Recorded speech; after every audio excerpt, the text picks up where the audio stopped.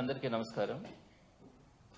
గత 11 నెలల నుంచి వైఎస్ఆర్సీపీ సుమారుగా 6 లక్షల మంది నిరుద్యోగులకు సంబంధించినటువంటి డిఎస్సికి సంబంధించి అనేకమైనటువంటి పోరాటాలు అటు కౌన్సిల్లో కానీ ప్రతి వేదికలో కూడా అటు జగన్మోహన్ రెడ్డి గారి దగ్గర నుంచి కింద స్థాయి వరకు ప్రతి ఒక్కరు కూడా ఈ మెగా డిఎస్సి మొదటి సంతకం పెట్టినారు. దాని గురించి ఏమైంది, నిరుద్యోగులంతా కూడా ఇబ్బంది పడుతూ ఉన్నారని పదే పదే ఆవేశాన్ని వాళ్ళ యొక్క బాధని వెళ్ళబుచ్చిన తర్వాత ఎట్టకేలకి ఈరోజు డిఎస్సి నోటిఫికేషన్ ఇవ్వడానికి వారు ఈరోజు ప్రకటించడం కూడా జరిగింది. అయితే దీనికి సంబంధించి కొన్ని వాస్తవాల్ని ఏదైతే ఈరోజు 6 లక్షల మంది నిరుద్యోగులు ఏదైతే బాధపడతా ఉన్నారో దీనికి సంబంధించి ఈ ప్రాసెస్లో జరిగినటువంటి ఇబ్బందులు కానీ భవిష్యత్తులో ఏ విధమైనటువంటి ఇబ్బందులు వస్తాయన్నది వాళ్ళ యొక్క ఆవేదనని వైఎస్ఆర్సీపీ ప్రభుత్వం దృష్టికి తీసుకురావడానికి, అలానే ఈ ప్రాసెస్ పూర్తయ్యే వరకు కూడా వైఎస్ఆర్సీపీ జాగ్రత్తగా ఉంటూ ప్రభుత్వం ఎక్కడైనా కూడా దీంట్లో డీవియేషన్స్ కానీ ఏదైనా ఇబ్బందులు కానీ క్రియేట్ చేస్తే వైఎస్ఆర్సీపీ ఎప్పుడు కూడా ప్రభుత్వాన్ని నిలదీయడానికి కానీ ఈ ఏదైతే చెప్పిందో అది ఫుల్ఫిల్ అయ్యేంత వరకు కూడా వైఎస్ఆర్సీపీ బాధ్యతగా ఉంటుంది, ప్రజల పక్షాన నిరుద్యోగుల పక్షాన జాగ్రత్తగా ఉంటుందని కూడా ఈ సందర్భంగా ప్రభుత్వానికి తెలియజేస్తా ఉన్నాను. ఇకపోతే ప్రధానంగా మొట్టమొదటి క్యాబినెట్లో ఈ మెగా డిఎస్సికి సంబంధించి సంతకం కూడా పెట్టడం జరిగింది. సుమారుగా 11 నెలలు పూర్తయింది. ఈరోజు చంద్రబాబు నాయుడు గారి బర్త్డే. ఈ బర్త్డే గిఫ్ట్గా ఆయన నోటిఫికేషన్ ఇవ్వడానికి సుమారుగా 11 నెలల పాటు ఈ 6 లక్షల మందిని వెయిట్ చేయించినారా అన్నది ఈరోజు 6 లక్షల మంది నిరుద్యోగులు కూడా బాధపడతా ఉన్నారు. ఈ బర్త్డే గిఫ్ట్గా ఇవ్వడానికైనా ఈ 11 నెలలు వెయిట్ చేయడం అన్నది ఈరోజు ప్రతి ఒక్కరిలో కూడా ఉన్నటువంటి అనుమానం. అయితే ఇక్కడ ఇంకొక విషయాన్ని కూడా మీ దృష్టికి తీసుకొని వస్తా ఉన్నాను. 2024 జూన్ 14న క్యాబినెట్లో మొట్టమొదటి సంతకంగా ఈ డిఎస్సి నోటిఫికేషన్ ఇస్తామని చెప్పి సుమారుగా 16,357 పోస్టులకు సంబంధించి ఆయన ఆ రోజు సంతకం పెట్టారు. వెంటనే మేము దీనికి సంబంధించినటువంటి నోటిఫికేషన్ ఇస్తాం, వెంటనే ప్రాసెస్ అంతా కూడా కంప్లీట్ చేసి ఎంప్లాయీస్ అందరికి కూడా ఉద్యోగాలు ఇస్తామని చెప్పి చెప్పడం కూడా జరిగింది. అయితే వెంటనే ఏం చెప్పినారంటే 2 రోజుల తర్వాత దీనికి సంబంధించి టెట్ని మరలా నిర్వహించాలా, టెట్ నిర్వహించిన తర్వాతనే డిఎస్సి నోటిఫికేషన్ ఇస్తామని చెప్పినారు. కానీ యాక్చువల్గా ఇక్కడ ఒక పెద్ద మోసం ఏంటంటే అదే జూన్ నెలలోనే జగన్మోహన్ రెడ్డి గారు పెట్టినటువంటి టెట్ సంబంధించినటువంటి రిజల్ట్ ఆ జూన్ నెలలోనే వచ్చింది. మరలా టెట్ నిర్వహించాలా అనడమే పెద్ద మోసం. సరే, ఆ టెట్ కూడా నిర్వహించినారు. నవంబర్ 4వ తారీఖున ఆ టెట్కి సంబంధించినటువంటి రిజల్ట్ ఇచ్చి నవంబర్ 6వ తారీఖున మేము డిఎస్సి నోటిఫికేషన్ ఇస్తామని చెప్పి నవంబర్ 4వ తారీఖున ప్రకటించినారు. అయితే ఒక్క రోజుకు ముందు నవంబర్ 5వ తేదీన మళ్ళా ఎస్సీ వర్గీకరణకు సంబంధించినటువంటిది ఒక వ్యక్తి దగ్గర మళ్ళీ దానికి సంబంధించి కోర్టులో వేయించి ఈ ఎస్సీ వర్గీకరణకు సంబంధించినటువంటి పూర్తిగా ఈ బిల్లు పాస్ అయిన తర్వాత ఈ డిఎస్సి నోటిఫికేషన్ ఇస్తామని చెప్పి ఇచ్చిందే 16,000 పోస్టులు కేవలం. దీనికి సంబంధించి కూడా ఈ ఎస్సీ వర్గీకరణ బిల్లు వచ్చిన తర్వాత మాత్రమే ఈ డిఎస్సి నోటిఫికేషన్ ఇస్తామని చెప్పి మళ్ళా రెండోసారి మెలుగు పెట్టినారు. అక్కడి నుంచి వైఎస్ఆర్సీపీ ప్రతిరోజు కూడా పోరాడుతూనే ఉంది. కౌన్సిల్లో కానీ చట్టసభల్లో కానీ ప్రతి దగ్గర కూడా డిఎస్సిని ఎప్పుడు నిర్వహిస్తారని పదే పదే వైఎస్ఆర్సీపీ ప్రశ్నిస్తూనే ఉంది. దీనికి సంబంధించి ఈ గొడవలన్నీ కూడా చేస్తా ఉన్న తర్వాత నిరుద్యోగ పక్షాన పోరాడుతూ ఉన్న తర్వాత 4 రోజుల క్రితం అంటే మొన్న గురువారం రోజున ఈ ఎస్సీ వర్గీకరణకు సంబంధించి ఒక ఆర్డినెన్స్ని తీసుకొని వచ్చి ఈ రోజున చంద్రబాబు నాయుడు గారి బర్త్డే సందర్భంగా ఈ రోజున ఈ నోటిఫికేషన్ ఇవ్వడం కూడా జరిగింది. అయితే నోటిఫికేషన్ ఇవ్వడం అన్నది ఒక పక్క కొంత ఆనందమే అయినా కూడా ఈ 6 లక్షల మంది సుమారుగా నిరుద్యోగులు అందరూ కూడా కొంత ఆవేదన చెందుతూ ఉన్నారు. అసలు వీళ్ళ యొక్క సిస్టమ్ చూస్తూ ఉంటే గడిచిన 11 నెలలుగా వీళ్ళు తీసుకున్నటువంటి నిర్ణయాలు కానీ పోస్ట్పోన్మెంట్స్ కానీ కావాలని కోర్టులకు వేయించడం కానీ ఇవన్నీ కూడా చూస్తూ ఉంటే రాబోయే రోజుల్లో కూడా ఈ డిఎస్సి ప్రాసెస్ని పూర్తి స్థాయిలో కరెక్ట్గా కంప్లీట్ చేస్తారనే నమ్మకం ఈరోజు నిరుద్యోగుల్లో కనిపించట్లా. అందులో భాగంగానే వైఎస్ఆర్సీపీ వాళ్ళ ఆవేదనని ప్రభుత్వం దృష్టికి తీసుకురావడానికి చేసే ప్రయత్నంలోనే ఈరోజు ప్రెస్ మీట్ కూడా కండక్ట్ చేయడం జరుగుతూ ఉంది. మొట్టమొదటిగా నేనేం మీకేం చెప్తున్నానంటే దీనికి సంబంధించి స్కూల్స్ తెరిచే రోజుకి జూన్ 1వ తారీఖు కల్లా డిఎస్సిని కంప్లీట్ చేసి ఈ 16,000 చిల్లర పోస్టులు అన్నింటినీ కూడా ఈ జాబ్స్ అన్నీ కూడా ఇవ్వడం జరుగుతుంది అని లోకేష్ కానీ అట్లనే చంద్రబాబు నాయుడు గారు కానీ పదే పదే ఇటీవల కాలంలో చెప్తా వస్తూ ఉన్నారు. అయితే ఇక్కడ ఒక విషయం ఏంటంటే 4 రోజుల క్రితం ఈ ఎస్సీ వర్గీకరణ బిల్లుని తీసుకొని వచ్చినారు. అయితే ఇక్కడ ఎవరైతే వర్గీకరణ కోసం పోరాడినారో వాళ్ళకు కూడా ఈరోజు ఆ వర్గీకరణ సంబంధించినటువంటి ఆర్డినెన్స్లో కొన్ని అనుమానాలు ఉన్నాయి. దానికి సంబంధించి ఆర్ఓఆర్ అంటే రిజర్వేషన్ పాలసీ దాంట్లో సిస్టంలో కొన్ని డౌట్స్ ఉన్నాయి. ఇవన్నీ క్లారిఫై కాకుండానే ఇమీడియట్గా ఈ డిఎస్సిని తీసుకొచ్చినప్పుడు కొన్ని ఇబ్బందులు మాకు కలుగుతాయని చెప్పి వాళ్ళే డౌట్ ఎక్స్ప్రెస్ చేస్తూ ఉన్నారు. అదేవిధంగా ఇన్ని తక్కువ పోస్టులకి సుమారుగా 16,000 పోస్టులు మాత్రమే ఈరోజు అనౌన్స్ చేస్తామంటే దీనికి సంబంధించి ఎప్పటి నుంచో పెండింగ్ ఉన్నటువంటి ఈ ఎస్సీ వర్గీకరణ బిల్లు అయితేనే దీన్ని పెట్టాలా అని చెప్పి దాన్ని లింక్ చేయడం దేనికి, దీనికోసం సంవత్సరాల తరబడి వెయిట్ చేయడం కూడా అనవసరం కదా అనే అభిప్రాయాన్ని కూడా ఈరోజు చాలామంది మాట్లాడుతూ ఉన్నారు. అయితే నేను ఇక్కడ ఇంకొక విషయాన్ని కూడా మీ దృష్టికి తీసుకొని వస్తున్నాను. ఈరోజు ఏప్రిల్ 20వ తారీఖున డిఎస్సి నోటిఫికేషన్ ఇచ్చినారు. అయితే జూన్ 6వ తారీఖున ఎగ్జామినేషన్ సిస్టమ్ పెడుతున్నారు డిఎస్సికి సంబంధించి. జూన్ 6 నుంచి జూలై 6 వరకు, అంటే జూన్ 1వ తారీఖున పోస్టులు ఇస్తామని చెప్పి జూన్ 6న ఎగ్జామినేషన్ స్టార్ట్ చేసి జూలై 6 వరకు ఒక్క నెల పాటు సుమారుగా ఇప్పటిదాకా ఎక్కడా కూడా డిఎస్సి చరిత్రలో 1 మంత్ ఎగ్జామినేషన్స్ డిఎస్సి ఎగ్జామ్ పెట్టడం అనేది ఎక్కడ లేదు.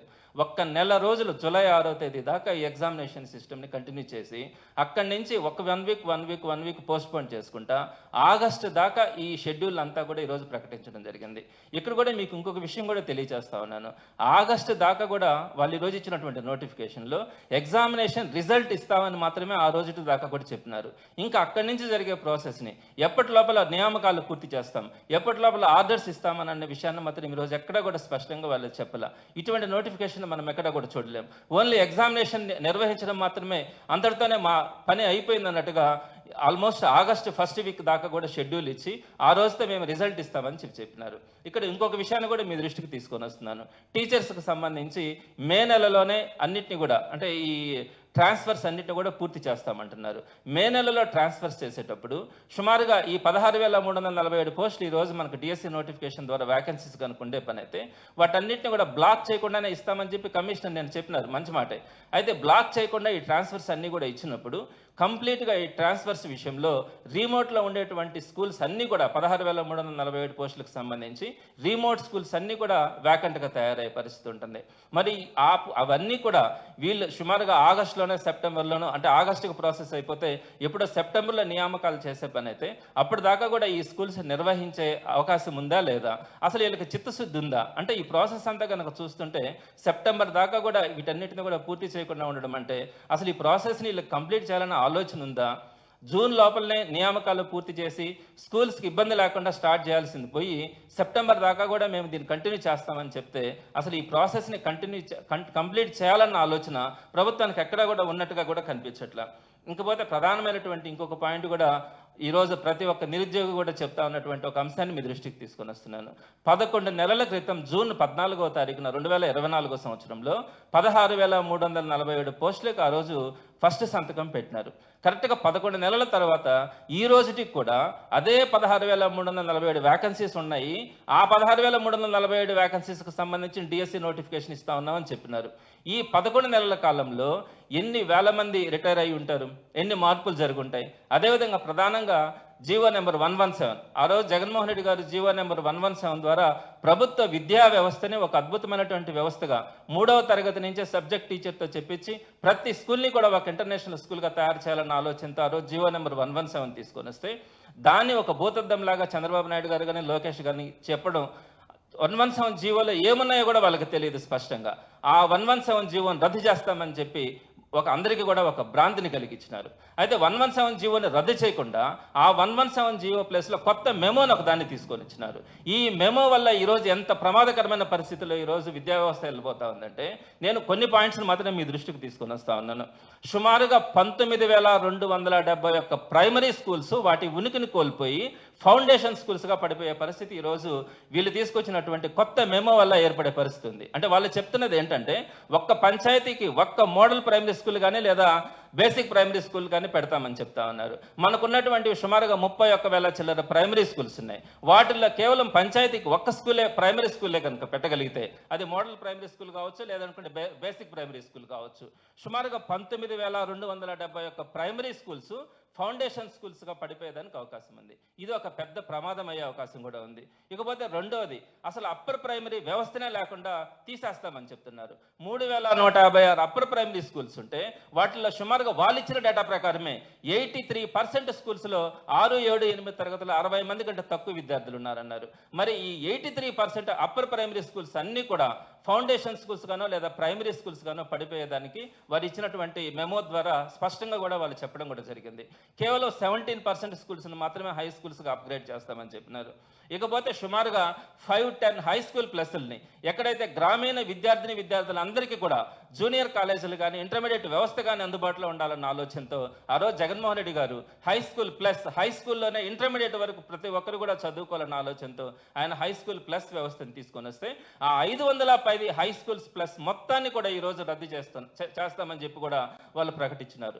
సుమారుగా మనం ఆ రోజు వారందరికీ కూడా 1800 మంది దాకా పీజీటీలుగా ప్రమోషన్స్ ఇచ్చినాం. వారందరూ కూడా ఈరోజు హై స్కూల్ ప్లస్ల్లో కొనసాగుతూ ఉన్నారు.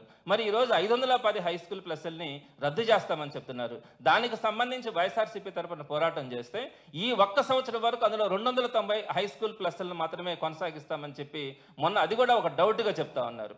మొత్తానికి మాత్రం ఈ సంవత్సరమో వచ్చే సంవత్సరమో ఈ 5-10 హై స్కూల్ ప్లస్లను అందరినీ కూడా క్యాన్సిల్ చేసే పరిస్థితి ఉంది. అదేవిధంగా 117 జీవో రద్దు చేసిన దానివల్ల స్కూల్ అసిస్టెంట్స్గా ప్రమోషన్ పొందినటువంటి 8000 మంది పరిస్థితి కూడా ఈరోజు ప్రశ్నార్థకమైంది.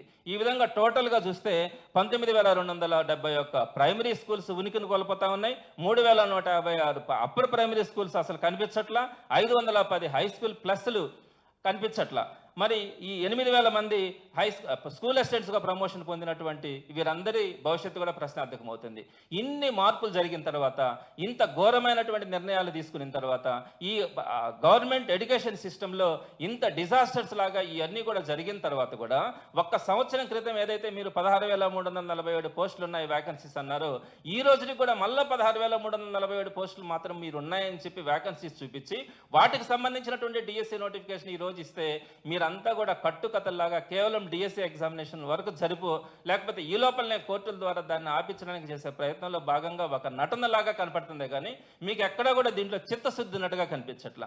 ఎందుకంటే డిఎస్సి నోటిఫికేషన్ ఇచ్చిన దాంట్లో కూడా ఎక్కడ కూడా మీరు కేవలం రిజల్ట్ ఇచ్చిన దాకా చూపిస్తా ఉన్నారు. ఆ రిజల్ట్ ఇచ్చిన తర్వాత సర్టిఫికేట్ వెరిఫికేషన్ కానీ అపాయింట్మెంట్స్ కానీ ఎప్పుడెప్పుడు కంప్లీట్ చేస్తారు, ఏ తేదీ లోపల మీరు నియామకాలన్నీ కూడా పూర్తి చేస్తారు కూడా మీరు దాంట్లో మెన్షన్ చేయకుండా ఈ రోజు నోటిఫికేషన్ ఇస్తా ఉన్నారంటే విద్యార్థులందరూ కూడా సుమారుగా 6 లక్షల మంది విద్యార్థులు ఒక్క సంవత్సరం రోజుల నుంచి వాళ్ళు ఎక్కడెక్కడైతే ప్రైవేట్ స్కూల్స్లో పనిచేస్తూ ఉన్నారో లేదా ప్రైవేట్ ఇన్స్టిట్యూషన్స్లో పనిచేస్తూ ఉన్నారో వాటన్నింటిలో కూడా డ్రాప్ అయ్యి ఈ కోచింగ్ తీసుకుంటూ 6 లక్షల మంది కుటుంబాలన్నింటినీ కూడా పణంగా పెట్టి ఈ రోజు రోడ్డు మీద నిలబడుకొని ఉన్నారు.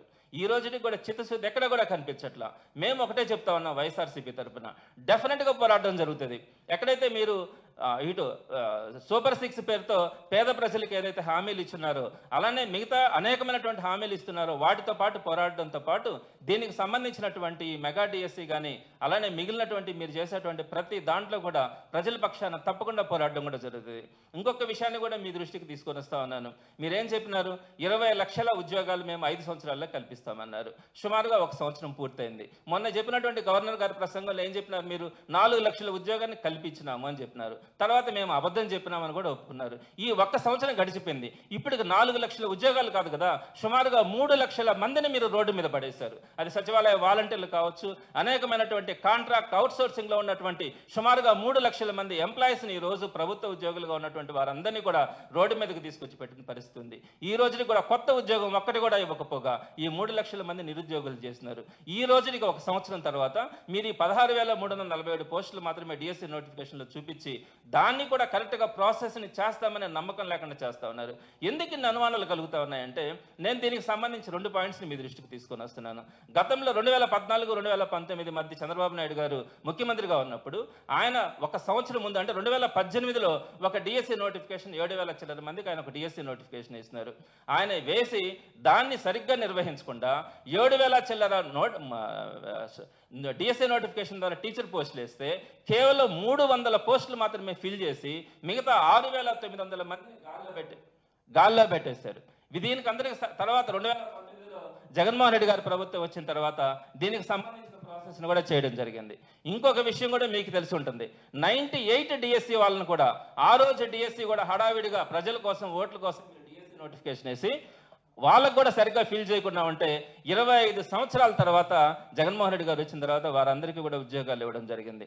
అట్లా 98 డిఎస్సిలో కానీ 2018 డిఎస్సిలో కానీ అలా ప్రతి ఒక్క దగ్గర కూడా మీరు కేవలం ఓట్ల కోసం మాత్రమే మీరు ఈ డిఎస్సి నోటిఫికేషన్స్ కానీ ఇట్లాంటివన్నీ కూడా వేసి వాటన్నిటిని కూడా ప్రాసెస్ సరిగ్గా చేయకుండా వాటన్నిటిని కూడా రోడ్డు మీద పెట్టేసిన పరిస్థితిలో చాలా సందర్భాల్లో చూస్తూ ఉన్నాం. కాబట్టి ఈరోజు మేము ప్రజల పక్షాన మిమ్మల్ని మీరు చేస్తున్నటువంటి యాక్టివిటీస్ అన్నిటినీ కూడా మీ దృష్టికి తీసుకురావడం, ప్రజలను అప్రమత్తం చేయడం, అందులో భాగంగా మీరు చివరి దాకా కూడా ఈ ప్రాసెస్ని కంప్లీట్ చేసేంత వరకు కూడా వైఎస్ఆర్సీపీ అప్రమత్తంగా ఉండి మీ దగ్గర ఈ పనులు చేయిస్తుందని కూడా తెలియజేస్తా ఉన్నాం.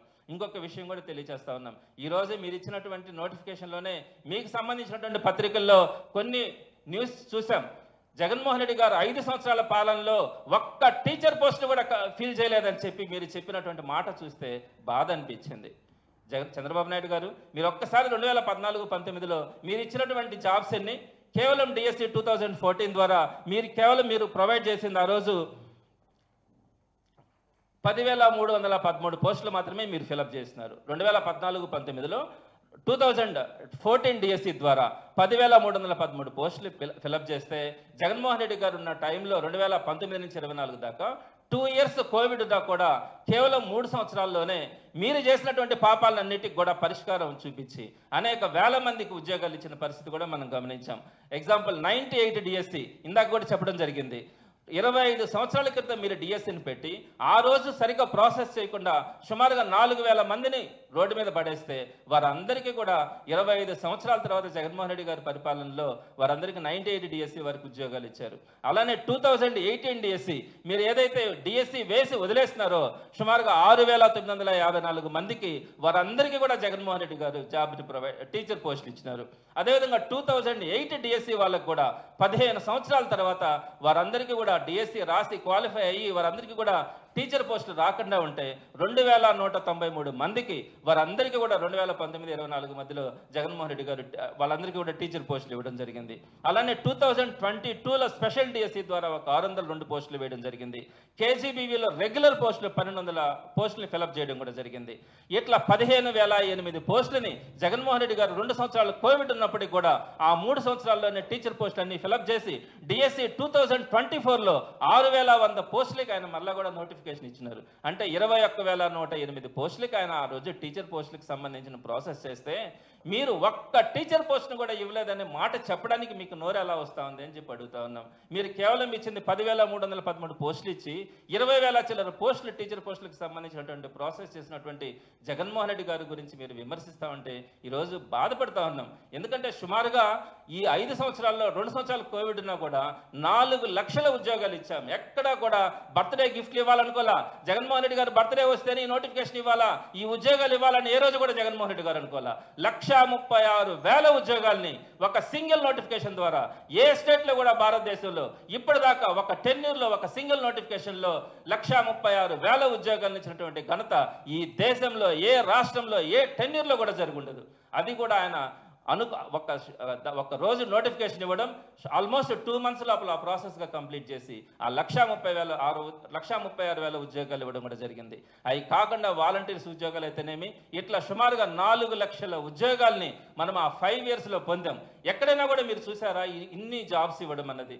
మరి ఇన్ని చేసినటువంటి జగన్మోహన్ రెడ్డి గారిని ఈరోజు మీరు ఏమీ చేయలేదు, ఉద్యోగులకి ఏం చేయలేదు, టీచర్ పోస్టులు ఏమీ ఇవ్వలేదని చెప్పి ఈరోజు మీరు మాట్లాడుతూ ఉంటే ఈ అందరూ కూడా నవ్వుకుంటా ఉన్నారు. చంద్రబాబు నాయుడు గారు చేస్తున్నటువంటి పరిస్థితి చూస్తూ ఉంటే కేవలం మీరు 2014-19లో కేవలం పబ్లిసిటీ కోసం మీరు ప్రయత్నించినారు. జగన్మోహన్ రెడ్డి గారు ఎప్పుడు కూడా ప్రజల పక్షాన నుండి ప్రజలకి ఎప్పుడు ఏం కావాలో వాటన్నిటిని కూడా నెరవేర్తిస్తూ ఎక్కడా కూడా పబ్లిసిటీ కావాలని కోరుకోకుండా అన్నీ కూడా టైంకి చేసినటువంటి గొప్ప వ్యక్తి జగన్మోహన్ రెడ్డి గారు. అలాంటి వ్యక్తిని గురించి ఈరోజు ఒక్క టీచర్ పోస్ట్ కూడా ఇవ్వలేదని చెప్పి ఈరోజు ప్రెస్లో మీ ద్వారా మీ ప్రెస్కి సంబంధించినటువంటి వ్యక్తులు మాట్లాడుతూ ఉంటే బాధ అనిపించి ఈరోజు ప్రెస్ మీట్ కూడా కండక్ట్ చేయడం జరుగుతూ ఉంది. ఇకపోతే చివరిగా ఇంకొక విషయం కూడా చెప్తా ఉన్నాం. మీరేం చెప్పినారు, 20 లక్షల మందికి ఉద్యోగాలు ఇచ్చేంత వరకు వారందరికీ కూడా నిరుద్యోగ భృతి ఇస్తామని చెప్పినారు. ఒక్కొక్కరికి 3,000 రూపాయలు నిరుద్యోగ భృతి ఇస్తామన్నారు. ఈ రోజుకి 11 నెలలు అయింది. ఒక్క రూపాయన నిరుద్యోగ భృతి ఇచ్చినారా? మీరు 20 లక్షల అన్ఎంప్లాయీస్ ఉన్నారన్నారు కదా, దానికి తోడు కొత్తగా అన్ఎంప్లాయీస్ కూడా ఏర్పడినారు కదా. ఒక్క అన్ఎంప్లాయీకైనా కూడా నిరుద్యోగ భృతి మీరు ఇచ్చిన పరిస్థితి లేదు. 20 లక్షల ఉద్యోగాల పరిస్థితి లేదు, నిరుద్యోగ భృతి లేదు. అయితే మేము చివరిగా కూడా మేము కోరుకునేది ఏంటంటే ప్రభుత్వాన్ని, ఏదైతే ఈరోజు డిఎస్సి నోటిఫికేషన్ ఇచ్చినారో 16,000 చిల్లర పోస్టులకు సంబంధించి ఈ ప్రాసెస్ని కంప్లీట్ చేయాలి. మీరు ఏదైతే జూన్ 1వ తారీఖు కల్లా పోస్టులు ఇస్తామన్నారో అది ఇచ్చే పరిస్థితి లేదు. కొన్ని సెప్టెంబర్ నాటికైనా కూడా ఈ పోస్టులన్నీ కూడా ఫిల్ చేయాలా. ఏ ఒక్క నిరుద్యోగికి కూడా ఇబ్బంది లేకుండా వారందరికీ కూడా ఏదైతే మీరు ఈరోజు నోటిఫికేషన్ ఇచ్చినారో ఆ ప్రకారం చేయకపోతే మాత్రం వైఎస్ఆర్సీపీ తరపున ఉద్యమిస్తామని కూడా తెలియజేస్తా ఉన్నాను. ఎందుకు ఈ విధంగా చెప్పాల్సి వస్తుందంటే, గడిచినటువంటి మీ యొక్క ప్రవర్తన వల్ల మీరు ఏదైతే పబ్లిసిటీ కోసం చేస్తా ఉన్నారో దీని అంతా చూసిన తర్వాత కలుగుతున్నటువంటి అనుమానాల వల్ల మిమ్మల్ని ఈ విధంగా అప్రమత్తం చేయడానికి వైఎస్ఆర్సీపీ ముందుండి ఈరోజు ఈ ప్రెస్ మీట్ పెట్టడం కూడా జరిగిందని మీ ద్వారా అందరికీ కూడా తెలియజేస్తా ఉన్నాను.